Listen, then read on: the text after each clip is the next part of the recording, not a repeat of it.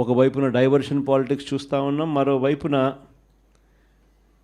అణిచివేత ధోరణి అన్నది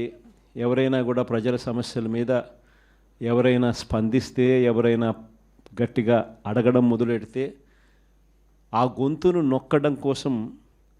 ఎప్పుడూ చూడని విధంగా ఈరోజు రెడ్ బుక్ రాజ్యాంగ పరిపాలన ఈరోజు మనం చూస్తూ ఉన్నాం. మన 5 సంవత్సరాల పాలనకు చంద్రబాబు నాయుడు గారి ఇప్పటి పాలనకు మధ్య తేడా అన్నది ప్రస్ఫుటంగా ప్రజలకు అర్థమయ్యేట్టుగా ఈ సంవత్సర కాలంలోనే పాలన చూస్తే ఎవరికైనా కూడా ఇట్టే అర్థమయ్యే పరిస్థితి, వ్యత్యాసం అన్నది ఈరోజు ప్రతి ఒక్కరికి కూడా తేడా తెలుస్తూ ఉంది. మన 5 సంవత్సరాల మన కాలంలో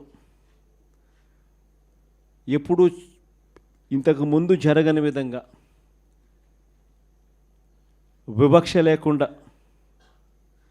కులం చూడలేదు, మతం చూడలేదు, రాజకీయాలు కూడా చూడలేదు, చివరికి ఏ పార్టీ అని కూడా చూడకుండా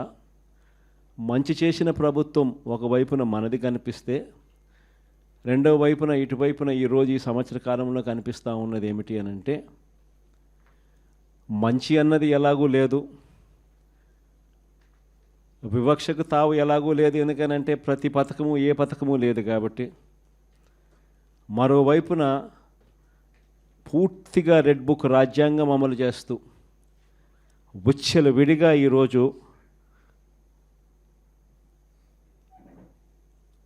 అన్యాయాలే కనిపిస్తూ ఉన్నాయి. మన ప్రభుత్వంలో ఎప్పుడూ చూడని విధంగా విద్య, వైద్యం, వ్యవసాయం, పారదర్శకత పాలన, law and order, Disha app లాంటివి రెవల్యూషనరీ రిఫార్మ్స్ తీసుకొని వచ్చి ఎప్పుడు చూడని మార్పులు మనం తీసుకొస్తే ఈరోజు ప్రతి వ్యవస్థ కూడా కొలాప్స్ అయిపోయిన పరిస్థితులు ఈరోజు కనిపిస్తూ ఉన్నాయి.